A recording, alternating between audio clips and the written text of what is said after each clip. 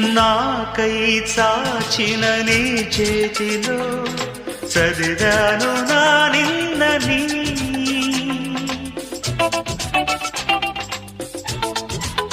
ఓ నాకై చాచిన నీ చేతిలో చదివాను నా నిన్నని.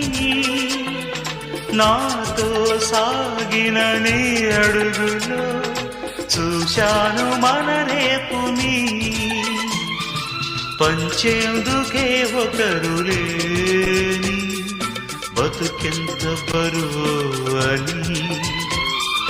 ఏ తోడుకి నోచుకోని నడకెంత అలుపో అని.